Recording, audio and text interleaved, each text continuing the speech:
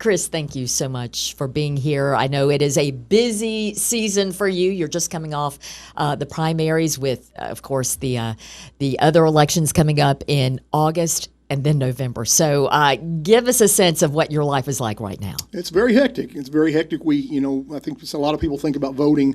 They think about Election Day, or they think about early voting, and certainly some people think about both. We like early voters, but we like Election Day voters too. But we also have absentee by mail. We have nursing homes, which are extremely difficult to navigate. A lot of people are surprised to find out that we actually go to penal facilities to vote inmates who have not been convicted of felonies. They're charged with something, and they're in jail. They obviously can't make it to early voting or election day, so we go to them. So there are a lot of different types of voting, and managing all of that and all of the people and the resources needed to put together voting, it is a challenge. It doesn't just happen during early voting and on election days. There is so much prep and work in between those. Absolutely. Let's circle back to early voting, which wrapped up a week and a half ago. Let's talk about the numbers that turned out. Certainly. I think we had about 34,000 and change show up in a combination of early voting, absentee by mail, nursing homes, and inmate voting, like I stated. And I think the first thing that really stuck out to me was, and I've been comparing this election for a little bit of reference for your folks at home, I've been comparing this election to the 2018 May primary, because if you'll remember, back in 2018, there was no incumbent mayor, there was no incumbent sheriff, and those are really the kind of two races that I believe are drawing most people out. Right. Ultimately, there's a lot of other trustee and county clerk and some county commission, school board, and fee office races, but ultimately I think it's sheriff and mayor that drive the boat. And 8 years ago, we elected ultimately Tom Spangler and Glenn Jacobs to those respective offices. And so I compare this election to that one, and during all those early voting, nursing home, absentee by mail voting, we're up about 30 to 31% over that same period in all of those different categories, which tells me interest is there. Certainly it's one of the things I've been asking everybody I run into, and people we're training. We've conducted a bunch of training classes for over 700 workers, and the first thing I start off with, besides did you early vote, is how many of you have raise your hand if you've not seen, or excuse me, if you have not seen a yard sign. Of course, nobody raises their hand because everybody's seen yard signs. They are more prolific than I've ever seen them in 14 years. It's crazy. They are just yard vomit is what we refer to them as. That's a funny way of putting it. I love that. It is, and of course we get a ton of calls about, well, they're in the right of way or they're blocking an intersection, and I feel for folks, I really do, but unfortunately, as long as it's not inside the 100-foot boundary to polling place, I really have no authority. I refer them to the highway department or to the city law department, county law department to ask codes and that type of thing. So overall, it's I think the biggest surprise I would take away from this is just there's an increase, and so that's a good thing ultimately. And you well remember, I'm sure, back 8 years ago, our mayor's race came down to, on election night, 17 vote difference. Yes. And even after we counted all our provisional ballots, it only went to 23 ballots. And that was out of about 29,000 ballots cast in that election in that particular race, because you had a Republican primary and a Democratic primary. But that was, to me, I just lay awake night thinking about, hey, I want a 100 vote margin between every race, and that would really make me comfortable. But ultimately, it is what it is. We open the polls and hope people come out. How do we get more people to the polls? I know that is the $100,000 question. I understand that. Yeah. But in your mind, how do you see that playing out? Well, I think a combination of things. I think, number one, people have to decide for themselves at whatever point they are in life that if you don't get a voice in your government's going to affect you. Period and end of discussion. I see it every day at the courthouse. We deal with people every day, whether they're coming from going to prison. Just a little geography lesson. Our main office is in the old courthouse downtown, built in the 1800s, I guess. And we're right after the guards gate. So everybody comes to our door to ask for directions, and we hear pretrial probation. Where am I getting a passport? Where am I getting a driver's license? I've got to go pay child support. I've got to do this. I've got to do that. And every day you talk to people and you understand that they have no idea the basics of government. And, what I see quite often is there's always for people who become super voters, there's always a tipping point. There's something. I mean, I can remember for me, and I'll just, a quick anecdote. Mm-hmm. Yeah. I was 31 years old. My wife and I had relatively newly married, a couple of years. We bought our first house. I go to closing documents, and I was ignorant. I came from the state of Virginia, and I obviously knew that Tennessee did not have an income tax, and I knew we were sales tax reliant. So we go to closing. We've got these documents in front of us. You bought a house, 40 pages of, sign this, initial Oh, that. yes. And there's one at the Sign your life away. Yeah, at the very end. I remember my wife and I were on a very tight budget in 2001 when we bought our first house. And the nice lady, really old, sweet lady, she was going through all the lines. And ultimately, I saw the payment. I was like, that's about $200 more than I can afford. And I was like, what are these other lines? And she's like, honey, this is insurance. I was like, okay, I understand insurance. Sure. And there was like $100 a month or whatever it was. And she's like, and I was like, what is this? She's like, honey, that's your property taxes. And I was so naive that I looked at her and I said, is that a? And I was trying to there were people around the room, so I didn't want to ask it out loud. Sure. I was like, is that Save face here. Is that like a one-time thing? And she holds my shoulder like this and says, "Oh no, sweetie." I mean, so condescending, but yet syrupy sweet, like Yes. Southerners are. She's Oh, like, honey. "Oh no, sweetie, that's every month for the next 30 years." And so I'm immediately doing the math in my head, and I'm like, "Okay." And then from I'm that gonna get a second job. from that day, I became a super voter because I wanted a say in where my money went. 100%. And I think quite often one of the things I've pointed to with a lot of folks who are homeowners, that sales tax, no matter what your viewpoints are, let me be clear, I'm not editorializing. When that tax bill goes into escrow, you never see it. So you don't think about it. When you own your home and you're paying taxes, as many older folks do, and I know we'll talk about ages and type things, you see that property tax bill every year, and you want a say in what that government is doing with your money. And that's just one example, but that's mine. I hear all sorts of examples every single day about why people become voters, and I think ultimately everybody has to come to that themselves on their at their own time. We try and make it as available as possible. I don't want it. It really disturbs me when I hear people use words like voter suppression and voter disenfranchisement, because to me, we are trying to do everything we can to let everybody who's eligible to vote cast a ballot, because ultimately you understand it's a numbers game. The more numbers, generally speaking, the bigger margins. And it's the old saying, we talk about this all the time at work. You can provide, lead the horse to water, but they have to drink. Absolutely. Yeah. And I often tell people when I'm talking to them about stories and situations and news, what's happening locally. Mm-hmm. Your local races are going to impact you more on a daily basis than what's happening in Washington, D.C. Absolutely. And one of the other things we hear quite often is someone will call our office and want to know who their elected representative is because something has happened in the community. They've seen something that happened at city council that directly affects them. Mm-hmm. I'll give you one example, and this is from probably close to 10 years ago now, but I just remember it in my office that day. You'll remember when St. Mary's closed, and there was talk about building the new hospital or medical facility over right adjacent to West Hills. Literally the day that happened, we got like 25 phone calls. I remember our phone lines lit up. Like in the first hour, people want to know what's going on, who's their elected representative, who represents them on city council, who represents them on county commission. And it was almost like a awakening moment for me. Like, you probably should have, just gone to city council, known a little bit about this, because they'd put up signs and everything that this was going to happen. Right. But still people were surprised. And I think we all, and you, myself, everybody, we get involved in our own lives, our kids. Sometimes we have elderly parents to take care of. We have jobs, we have hobbies, whatever, church activities. You get distracted from these things, but this is part of civic life. Mm-hmm. And ultimately, one of the things I look at quite often is I look at city council elections now versus then, and we're talking specifically city of Knoxville.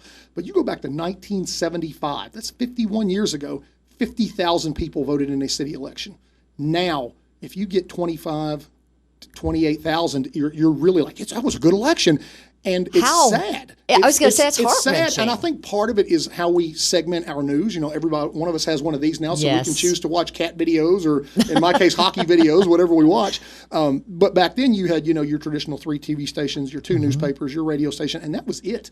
And that's how the community was, I think, more together. And now we're more segmented and so isolated. It's ultimately a challenge to reach all voters. And speaking of voters, all voters, a segment of the pool of voters that really does get out there historically are those older voters, and we saw that. Yes, absolutely, and in very high numbers. Yeah. And obviously, whether it's because they've had life experience, they have more time, maybe they're watching their pennies.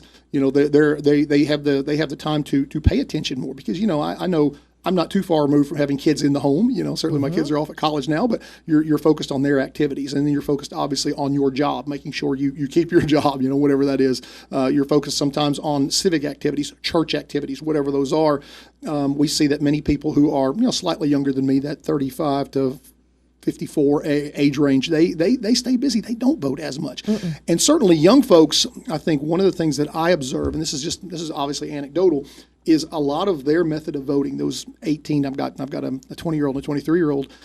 Their method of voting and voicing their opinion is getting on social media. It's getting on TikTok. It's getting on Instagram and sharing something. Maybe they are very passionate about some cause, but that doesn't necessarily translate to the voting booth. Exactly. And to your point you made earlier, you have to have something pivotal in your life that's going to propel you to. Most everybody has a touch point. For some people, it's just because mom and dad continually took them to vote. Right. For other people, it's something that happened. A story that we reported on quite a bit in the lead up to this election was the effort by the Republican Party to make sure that you were a bona fide party member to vote in the primary. And if I've messed that up, please correct me. No. How did that play out? Were there any challenges when it came to actually voting, people coming? Did they have questions about what am I supposed to do?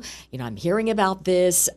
Was there any challenge that absolutely. that discussion presented? No, absolutely. One of the things we've always I shouldn't say always, not since 1972. I was a baby, but since 1972, the law has been in effect, and I believe that's 2-7-115 that talks about being a bona fide member of the party or declaring allegiance to the party in which you choose to vote. That's been in the law for 54 years now.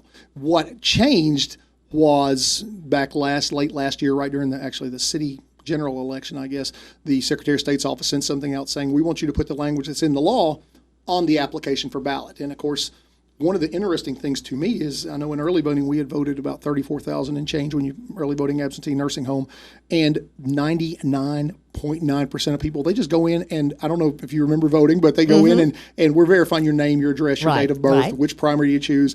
I'm sad to say 99% of people really don't read that language, but that is illegal. It's a legal affidavit. And and we did have some people who insisted they didn't want to sign that. They didn't feel as though they could declare to a party. And our basic answer to that is, well, if you can't, that's certainly cool. We have a general election August 6th. You will get to vote in all of these offices, absolutely. And then, we had a handful of people who wanted to mark through the language on the application for ballot, and we had to explain to them, unfortunately, this is a legal document. If you mark through that, you can't vote in this election. And we had a handful of people who were very upset about that. But truthfully, it was less of an issue ultimately than I thought it would be, because there was a lot of talk about it. But in actually voting, it wasn't. And I'm not minimizing it for anybody who was affected by that. But for us, from administering it, I think it was. For a handful of people, one of the things that frustrates me, whether it's this or whether it's people don't, if somebody comes in, maybe say you come in with your mom, maybe I don't know your situation, but you come in with your mom and you need to help her vote, and we have a form that we need you to sign. Hey, can you attest that you're assisting her? And you have a voter who doesn't want to sign that. They get mad at us. The language on the application ballot, they get mad at us, and I don't care if they get mad at me. But my workers, it's like they're just there to do a job. They're upholding the law, and I think that's kind of what bothers me more than anything about it. But we didn't see a whole lot of issues with it, but it is one of those things that we have to administer and explain to people. Hey, this has been in effect for 54 years. Every time you voted in the primary, you've attested to the fact that you either are a member of this party or you want to be a bona fide member of this party. And literally, and you've watched early voting, you've been in early voting. In fact, I think at least once I've seen you at early voting at Downtown West at some point in the past. Early vote all the time. Just did it this past week. Absolutely. Thank you for that. I'm happy that I'm a super voter. Yeah, a lot of times what we see, and I'm sure you observe this, we certainly observe it, is people come in and they're in a hurry to get through there. So we put a piece of paper in front of them, they sign it, and they're gone. And it's like, well, did you confirm your name, address, and date of birth? Okay, good. Okay, and they're gone. So, so it wasn't as big an issue as I thought it would be. But certainly, there was a notable example. And then I certainly won't comment on that because I don't know anything about it really. It's way beyond my pay grade, so to speak. But it was overall it went pretty smooth. Are people respectful when they come through? Because you keep hearing in different experiences these days that. People are not always so kind, and to your point, you care about your poll workers very much. And there is a level of respect due to them because they are doing this as a duty That's right. to That's our right. community. They do get paid, but still, But it's they're tough making work. the choice And to do it. You've seen early voting. You've seen election day. These people are in there for whether it's 12 hours a day or 8 or 9 hours a day during early voting, and they're just one after the other after the other, and they're really being friendly and cordial and hey, how you doing, and trying to make it a nice experience. And I compare it quite often. I was talking with a couple of buddies of mine this last week who are ushers at UT football games. We go to say you go to a football game, I go to a football game. 99.9% of us go to the game. We enjoy the game. Maybe we have a little problem parking. Maybe we're in line a little bit. Maybe the line to the restroom or the line to the drink line is a little too long. But generally speaking, we go, we watch the game, we leave. The stories they tell about the 1% of the 1% dealing with the ugliness, the rudeness, the people who, and it's happened in early voting before, unfortunately, and on election day, somebody comes in who's drunk. And we had one a couple of years ago who, I won't name the polling place, but a gentleman came in, unbeknownst to my workers, he came in, got his application for ballot, got his ballot, went over to the voting booth and fell asleep because he had been drinking. And so we had to call law enforcement and have the gentleman removed. And he did get the vote, just for the record. But nonetheless, when you see him over there, and you hear, it's like, and I was like, "You got to be kidding me!" One of my officer called me. I was like, "You got to be kidding me!" I want a signed copy of your book when you write it. I've got some stories. I've got some. So as does our friend Cliff Rogers, I'm sure. But I guess back to my point, it's like that 1% of 1%. That's 1 out of every 500. Most people, they just want to get in and get out. And, we got, in this election in particular, particularly in early voting, we had so many compliments this time. I'm very protective and defensive of my election workers. They are great folks who want to serve the community. And, I just want people to, and I get, sometimes we have a bad day. Sometimes, maybe you found out that something happened at work or something's going on in your personal life and you may not be in the chipper mood, but that doesn't mean you need to be rude. And our workers really, they love seeing smiling faces. And I know that sounds cliche, but they'll tell you that face. I love it when people come in, Chris, and get that sticker and they're so happy. And I'm like, that's awesome. Well, my experience, especially this last time, was wonderful. I got in and out in 7 minutes. That's good. I've been telling people about 8 to 10 minutes, so that's good. Yeah, that's good. It was right on spot. Yeah. 7 minutes. Great. Okay, let's talk real quickly about an issue that has been at the forefront of discussions for several years: election integrity and security. Are Knox County elections secure? I believe they are extremely secure. And I know that people read things and see things on the internet every day and on cable news every day, and I will not sit here and tell anyone that there aren't issues in other places, and just euphemistically, I can tell you, Maricopa County, Arizona, or Fulton County, Georgia, or somewhere in Michigan or Pennsylvania. I'm not going to tell you that. I would tell folks that, number one, just from a talking points perspective, Tennessee's number one in the nation in election security for 4 consecutive years by the Heritage Foundation. But I think more than that, we exhaustively go over the law to try to follow the law and follow all of the steps and the policies and the procedures to make sure that the machines are secure, the ballots are secure. We have 2 sets of hands and 2 sets of eyes on everything of different political parties. We go through rigorous checks and balances. And in fact, one of the things, that I tell people frequently that are particularly hardcore skeptics, if you will, is come work for us. And I have probably have, over the last 6 years, I'm going to guesstimate between 30 and 40 human beings who were like, I know they're fixed and rigged. You can't convince me they're not. And they've come to work for me. And they understand it now, and they are our biggest ambassadors. They are the ones who tell you that, hey, when this machine leaves the polling place, it's been documented by 4 sets of eyes in this case that this serial number the machine left, it's the same one when it gets there. This seal that was put on here has not been broken. It's the exact same numbers. This stack of 100 ballots, these are the exact same 100 ballots. They've been verified and checked. All of those different steps and processes and procedures that we put into place ultimately, because, think about this. If you're an election worker, do you want to be involved with something that is corrupt? Do you want to be involved with something that's shady? The abuse that that's absolutely right. I hear it, and it literally rolls off my back. And if somebody has a legitimate concern or complaint, I encourage them to call me. We'll walk them through it. One of the other things I invite everybody to do prior to every single election, we have what's called a public machine test. Yes. I encourage you to come out. We have a mock election, and we go through step by step by step by step what we do and how we do it, and let people ask questions. Let them take video. Let them take pictures. As you well know, Tennessee law prohibits taking pictures or video in the polling place. Right. But you come to a public machine test in a mock election, it's video and tape all you want. And if you think that we're doing something that is illegal or is improper, you have an opportunity to point that out to us. I had the opportunity a couple of years ago to come and actually watch one of those tests, if you will, and it was fascinating to watch it, and was so impressed because some people from the public did show up and did watch. And I remember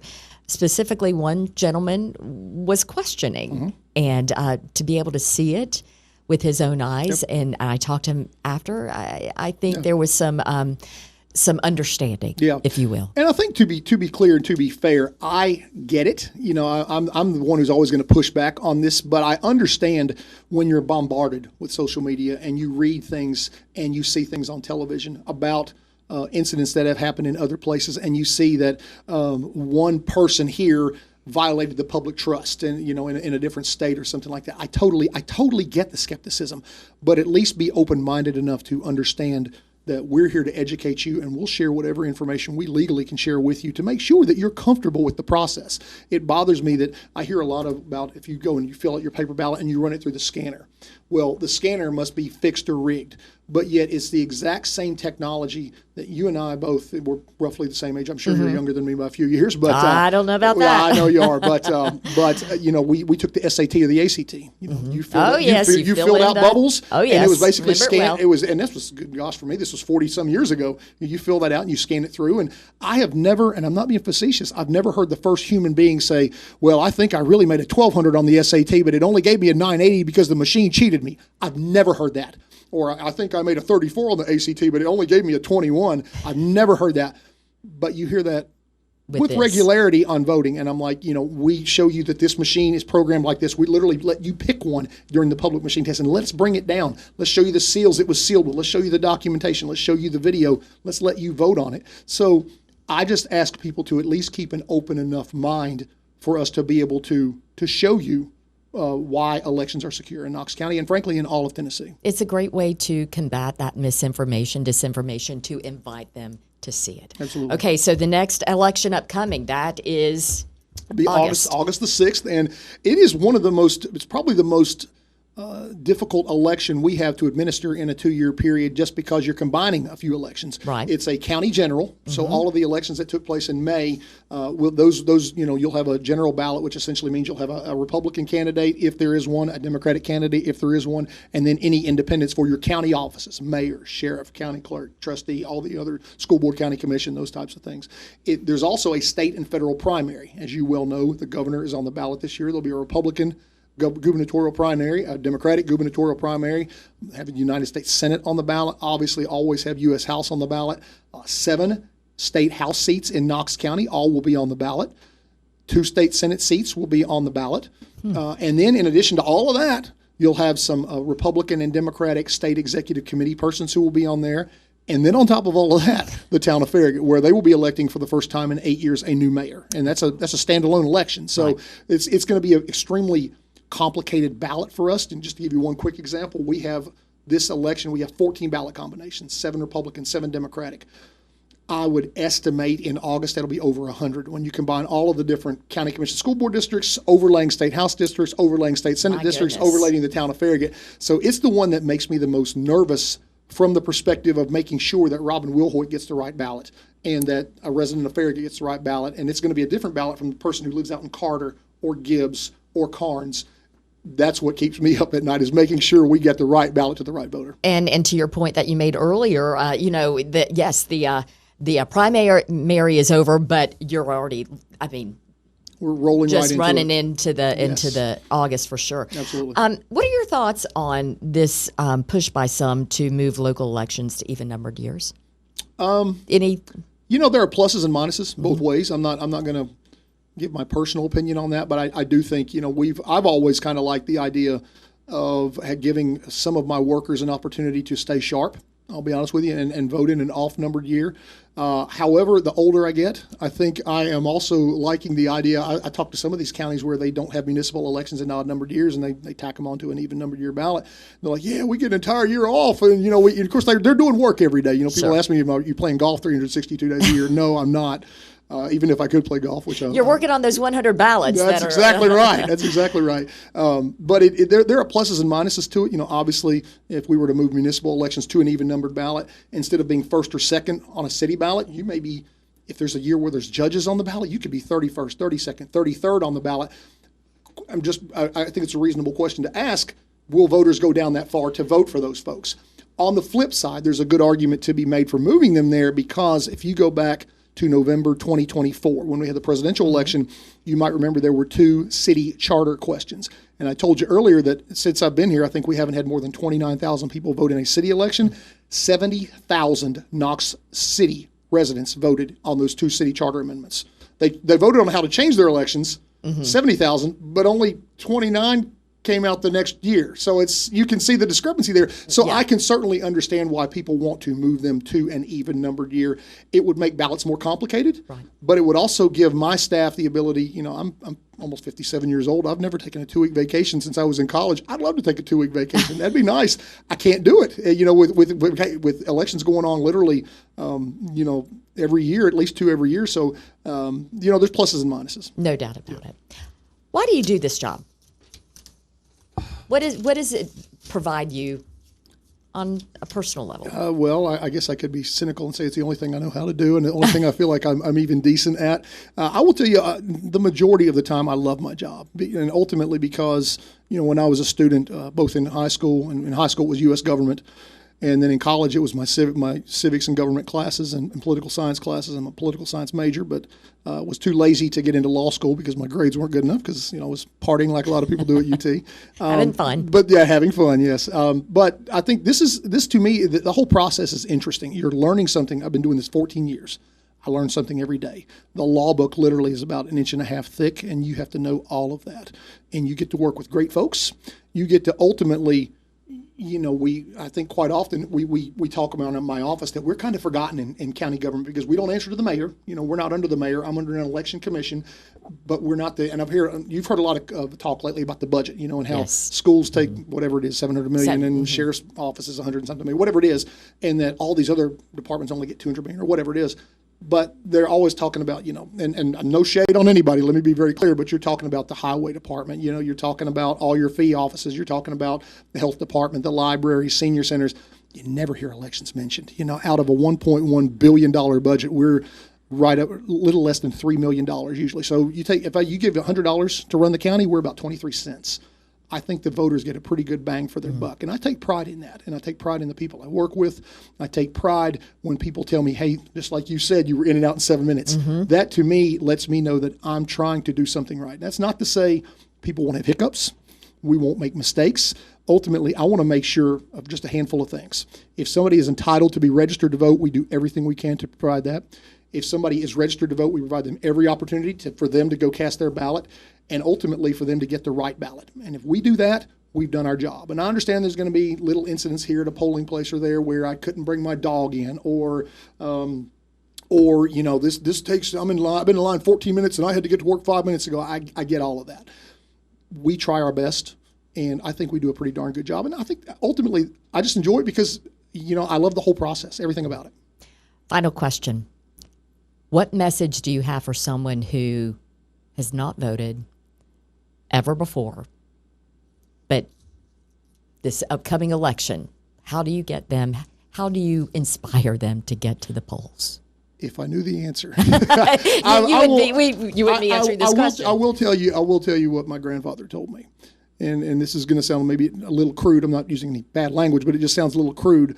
But he told me, if you don't do government, government will do you, and I think that's very true. And I talk about this all the time. I'm not sure that I'm not good. I think I'm good with the idea if somebody were to ever say we have to vote, because you think about what your country asks of you. You have to pay taxes. If you're a male age 18 to whatever, you have to go for selective service. You have to do jury duty if called. very few other things we are actually required to do. And we live in a society where we're free. We have the right to say what we want and do what we want within reason. And we quite often take that for granted. Let me share one last thing. I will just kind of answer this. One of the things we get to do at the Election Commission, we're required to do by law, but we enjoy doing them, is when we have new naturalization ceremonies, new citizens coming to America. And you have, typically it's 3 or 4 times a year in Knox County, and there's usually about 150 people from literally all over the globe who they become American citizens. You see the glow on their face. And you ask them, when they walk out of that main assembly room at the auditorium, you literally look them in the eye and say, hey, welcome to America. Would you like to register to vote? You see the beam on their face. They're running you over to get there and fill out the paperwork. And they, quite often, it's sad to say, know more civics than your average person walking the streets, just walking Not around surprising. us. And I'll close with this. I hear people on occasion, you read it on social media, you hear it in the news, maybe you hear it in the newsroom or on the street or talking to somebody, is they want to complain about something in this country. They want to say bad things about this country. There are people literally from all over the globe that would love to be here. They've come here the right way. They've done the process, and we're able to they participate. So you should too. You have every freedom in the world. You have the freedom to hate everything. Don't take that freedom for granted, because you never know. One day it might not be there. So I encourage people, get out and vote. Whatever your reason is, whatever your calling in life, and certainly whatever your personal political beliefs or perspectives are, just exercise that right, because there are many, many people around this world that would love to have that right. That's a great message to leave on. Thank you. Chris, thank you. We appreciate your time. Pleasure to be here, Robin. Thank you. Thank you.